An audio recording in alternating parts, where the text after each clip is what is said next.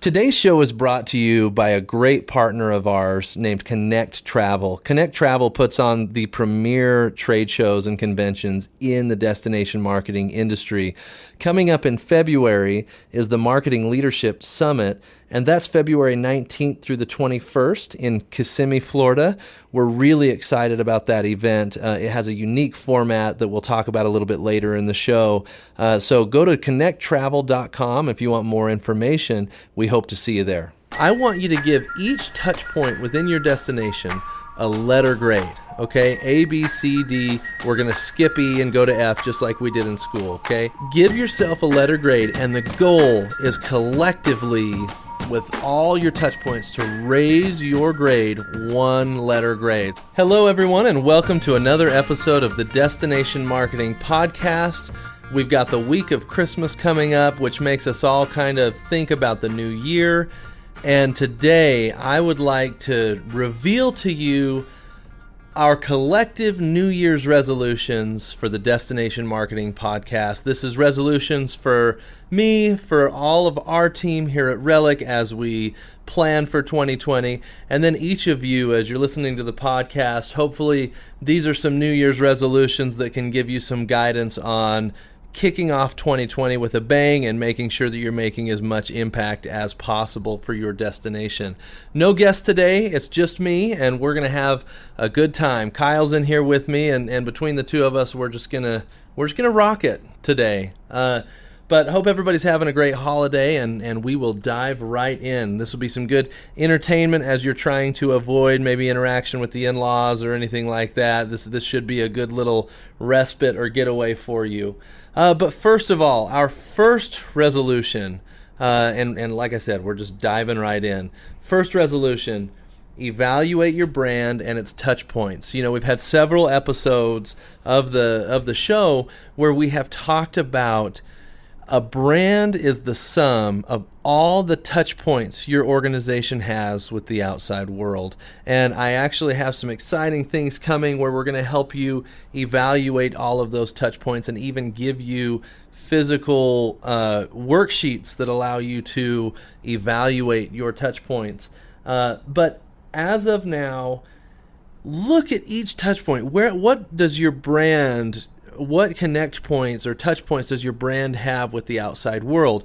This can be your advertising. This can be customer service within your destination.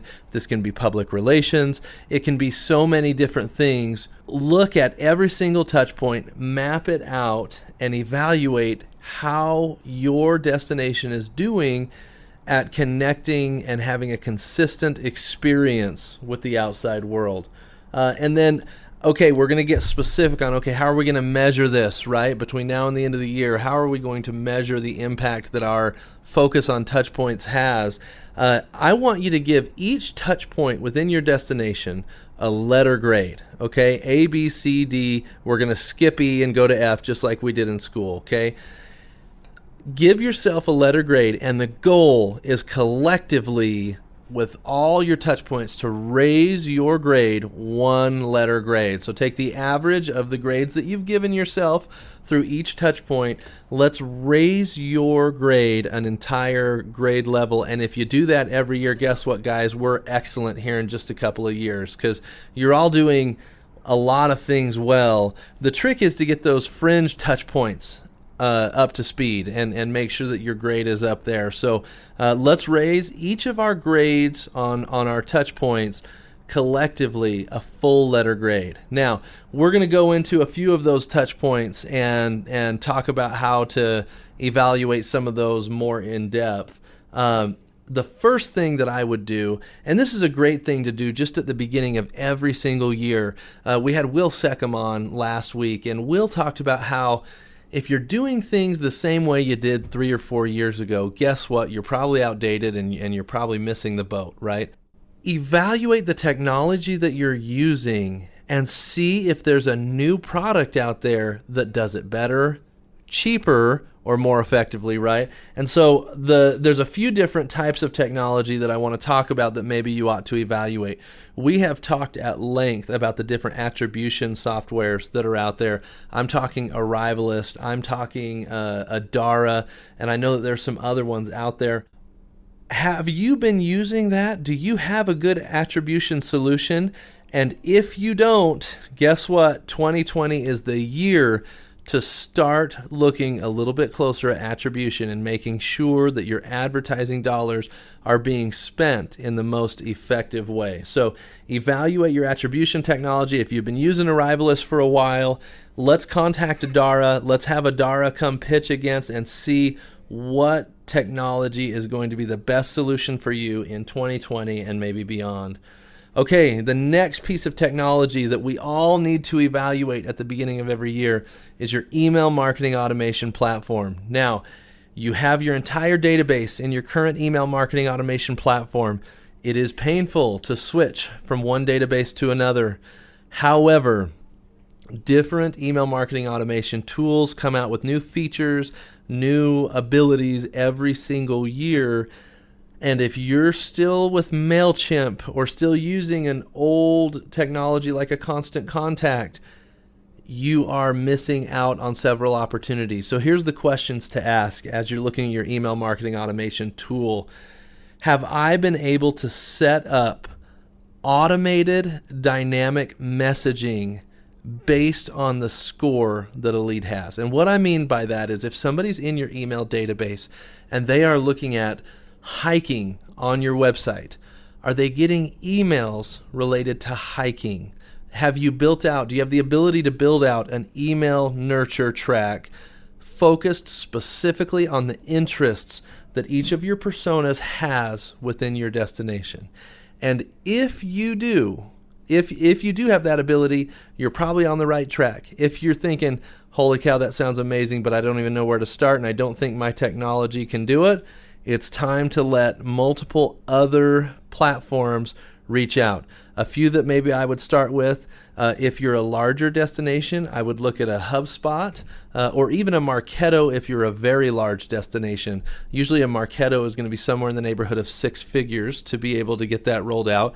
And so if you don't have a few $1 million to spend on an annual basis, Marketo is probably out of your price range. But HubSpot is much more affordable. Here we've used Autopilot HQ, which has turned out to be a really good platform for tourism. It's also much more affordable if you're a smaller destination. It might be missing some of the crazy bells and whistles, but for the price, it's one of the best solutions out there. So I would take a look at your email marketing automation platform and say, does it have the capability to completely run in the background if I've built out all of the different nurture tracks and content? If it doesn't, let's evaluate that. And guess what? Go out to these companies and they will pitch how their solution fits your needs. If you can articulate what you want it to do and that you want to customize content to be emailed out to people with different interests, they will come to you with the how. So it's not your job to find out, how can I make this happen? Each of these email platforms will come to you and say how their product can do it and what they will need from you in the process. So I would definitely evaluate my email marketing automation platform in 2020, especially if it's been a few years or especially if you're using MailChimp or Constant Contact. The next technology that I think you need to really evaluate for 2020 is, am I A/B testing the customer experience on my website? We've talked about a few different tools that can do that. One is Optimizely, one is Visual Web Optimizer, one is Persosa. We talked about Bound 360. There are so many different and new A/B testing and personalization platforms out there. It's time, if you haven't done it yet, it's time to make sure that your website is offering the customer the optimal customer experience on your website. And the only way to do that is through successful A/B testing.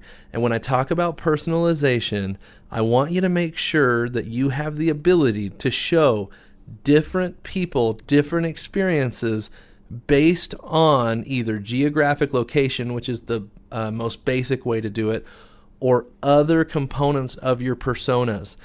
There are several technologies out there that will allow you to personalize that experience. And if you're not personalizing to the interests of your personas, you are getting left behind. So make sure you're evaluating your A/B testing and personalization software for your website. The next thing is, There are so many different programmatic technologies out there. When I talk programmatic, I'm talking about programmatic banner ad buys online that they really have some new amazing targeting capabilities. In fact, in a couple weeks, I'm going to have Josh Shear, who's our director of digital marketing here at Relic, on, and he will be talking about a technology called Simplify.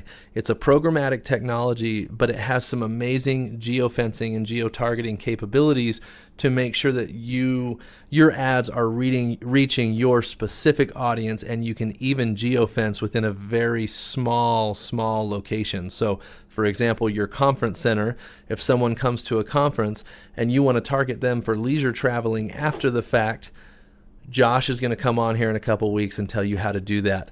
But programmatic, if you're using a programmatic technology, this is another one where I'm going to go out and talk to the different companies that are available and ask them to give us their best shot, give us their best proposal, and maybe switch over to a technology that's going to be either more affordable or more effective for you.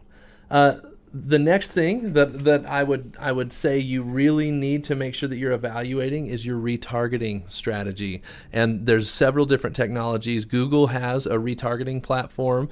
AdRoll is a retargeting platform that we use, and there's actually dozens of others out there as well. That's where if somebody has come to your website and looked at specific content, when they leave, the banner ads that they're going to see are specific to the content they were looking at on your website. And if you're doing retargeting correctly, it's not just, hey, visit this destination. It's, hey, you're interested in hiking. Here's the top 5 hikes in our destination. That's how granular you should be able to get with your retargeting. So please make sure that you're evaluating your retargeting product. If your platform doesn't have the capability to do that, it's probably time to take a look around and get some more presentations from other vendors. I mentioned earlier that today's show is brought to you by Connect Travel. Their Marketing Leadership Summit is coming up in February. I had the opportunity to go last year, and it was such an interesting format. It's actually a format that allows you as a destination to sit down with suppliers for a few minutes, a short period of time, to see if you want to continue the conversation. It allowed me to really meet with several people and get to know their needs quickly and build a quick relationship so that we could see if we wanted to continue the conversation. If you're looking for new technologies, new products, new partners, it's a great way to have a quick introduction without taking too much of your time. I hope to see you there February 19th through the 21st in Kissimmee, Florida, and President Obama will be speaking this year. So we're excited for that event, and we'll see you there. Okay. Now, another one is your content management system on your website. It is so critical that you have the ability to edit and change your website. There's the Simple Views of the world that are out there. There's several other CMS platforms out there that are built specifically for tourism. And in many cases, you could be paying a web developer to do all the things that may already be built into a custom CMS for tourism. And so I would definitely take a close look at SimpleView, Sapphire. Some of them are cost prohibitive, but it's definitely worth checking and seeing. If you vetted them 3 years ago and they were priced too high or something like that, check again. See if they have a product that matches your price range. It's not worth just sitting on your heels and waiting until it's too late and the market's already passed you by. So every year I would be evaluating my CMS, even though it is a beast to change over CMS. That might be the one thing that maybe I would go every 3 years just to make sure that you're not doing too much at once. And then your CRM, for those of you that are doing B2B marketing for conventions and events to come into your destination, evaluate your CRM. Are you using a tool that really helps you manage your database effectively? Salesforce is kind of the one that's out there that has all the bells and whistles, but I know SimpleView has a tourism-specific CRM product, and there are so many more out there. Evaluate what you have for 2020 and make sure you're using the best technology available for the price, because that always changes. The technology that might be great at the beginning of 2019 for the price the rate at which the industry is moving, you need to check again. It's worth reaching out and checking again. Okay, that's our technology portion. So to sum that up, we need to all collectively resolve to, in 2020, evaluate our technology that we're using and make sure that we're getting the best value for the best price.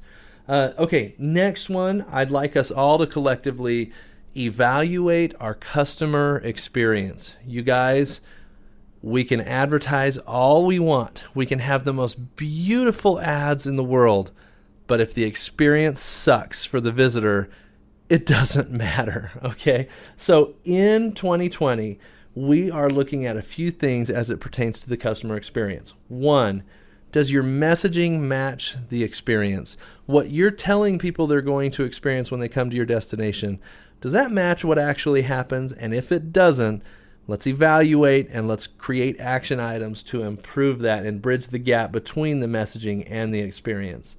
The next is, as you evaluate your client experience, what holes are there in your infrastructure?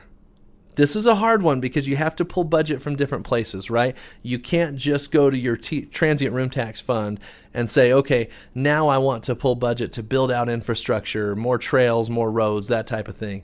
But what you can do, if you are very clear about what infrastructure is needed to improve the visitor experience, you can go then lobby to the right people within your either city, county, or state organization and try to get that infrastructure built.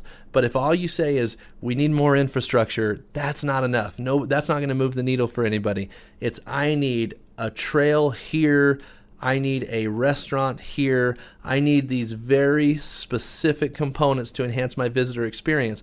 And if you, county government organization or city or state government organization, aren't willing to give us the resources we need to build this infrastructure, the visitor experience isn't going to get better, and you can't hold me to that standard of continuing to increase visitors every year.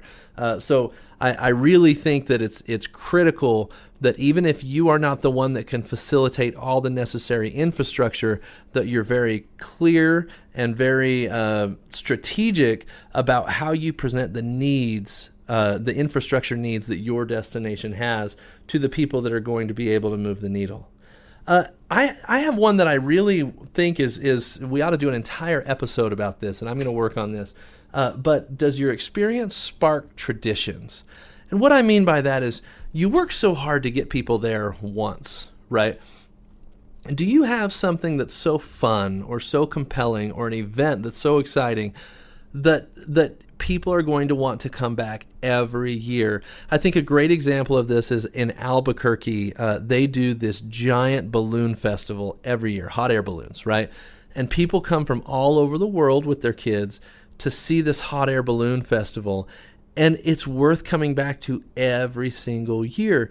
Does your visitor experience spark traditions? And if not, look at your stakeholders, look at the infrastructure that you have, and say, how can we modify or enhance to create the desire for people to come back every single year?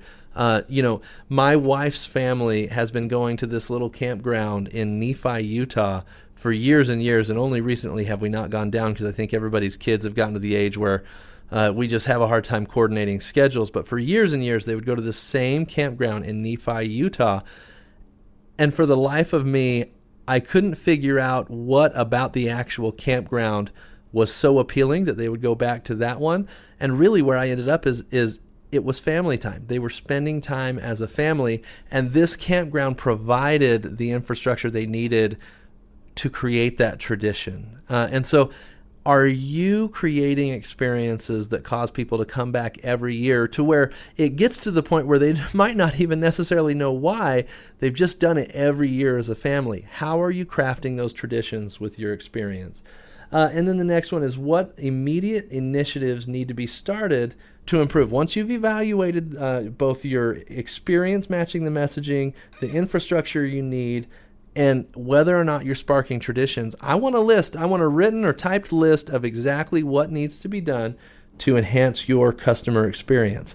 Would anybody be willing to share the outcome of some of these resolutions with us here at the show? I would love to have someone, once they get through these New Year's resolutions, build their plan for 2020. I would love to have somebody share that with us and maybe even come on the show and share your resolutions with all of our listeners. The next one, I want us all in 2020 to really evaluate our design and messaging, okay?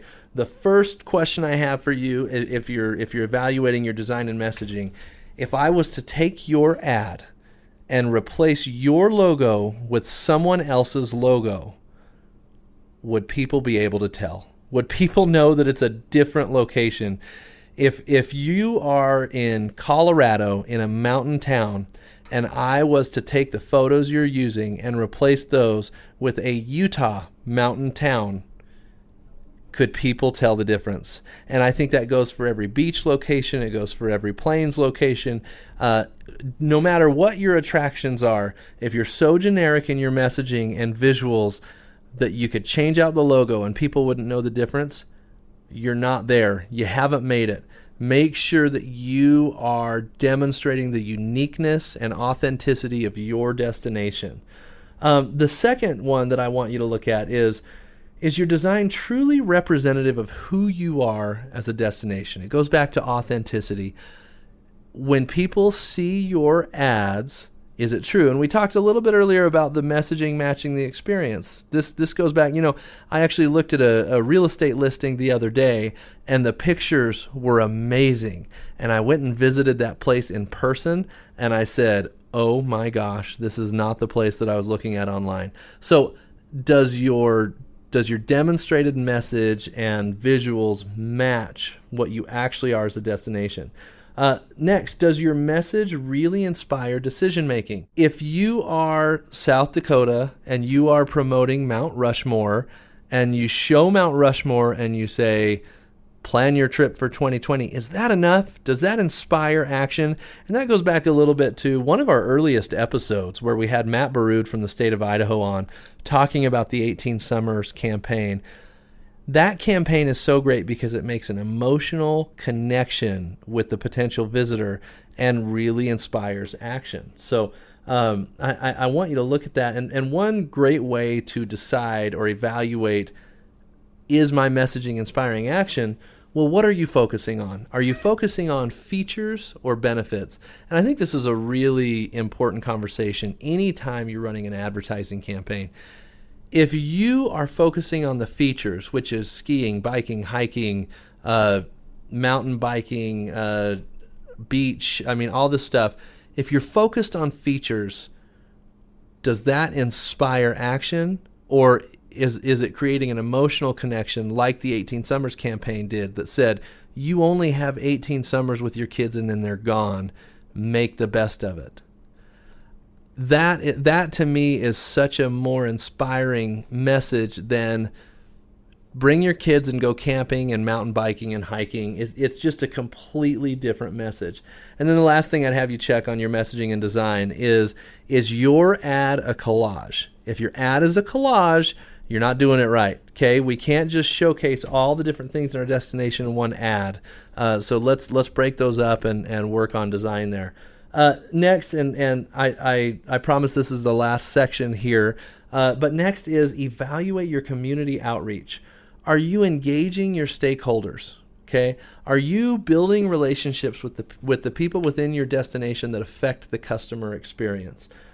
Do you have buy-in across the board? Are your stakeholders, one, have you communicated your vision and message for the destination? And two, have they bought in and are they communicating about it the same way? How often are you reporting on your efforts and successes to your stakeholders? I have a couple of clients that do a book every year that they hand out to all of their community stakeholders and say, this is what your tax dollars has gone to over the course of this year. My question is that enough? Is once a year reporting on your successes enough? Or can you create, going back to our email marketing automation nurture, can you create an email nurture just for local stakeholders that continuously stays top of mind and reports on the activities and successes that you've had throughout the year. I think you'll find that if the more you communicate with your stakeholders, the better their perception of your performance will be over time. Are your stakeholders delivering on the brand promise? So this is where, we talked a little bit about in Nashville, Tennessee, which I haven't been able to get a hold of my waiter there. I left him a few voicemails, but where he didn't have training. It was just built into the way they talk about their destination. He told us not to get dessert at the restaurant we were at, but to go to this amazing creamery that was a family-owned creamery in Knoxville, Tennessee. That really stuck with me. Are your stakeholders training their people to communicate that way, to enhance the visitor experience, regardless of the situation? That's where you really get those return visitors to come back. And so if your stakeholders are not communicating in such a way that enhances the brand, it's time to develop some training. There's lots of training resources out there. I've got a few of them. If anybody wants to know some training resources to help customer service training within your destination, message us at destinationmarketingpodcast@relickagency.com, and I'll get that information to you. To wrap up, guys, and probably the most important one is, have I fleshed out my target personas? Do I know exactly who I'm talking to and who I need to be talking to? Marketing is simple. It's getting the right message to the right people at the right time. The only way you can do that is if you know who the right people are. And so work on your personas, evaluate your personas. If you don't have a picture, a name, demographic and psychographic information that you're absolutely confident in for your target personas, it's time to update those personas. And guess what? If you built your personas 5 years ago, they have changed. And so it's time to really work on those personas. That has been the holiday episode of the Destination Marketing Podcast. These are our collective New Year's resolutions. I'd love to hear how they're going. I'd love to hear your process in building those out and then delivering on them. I hope that these resolutions lay the foundation for you to have an incredible 2020 for your destination. I think it's going to be a great year for at least us and our vision for 2020, and we've really got some momentum, and our hope is that everybody can build some momentum for 2020 and have an incredible year. So thanks everybody, and we'll talk again in 2020, and I hope to hear how those resolutions are going.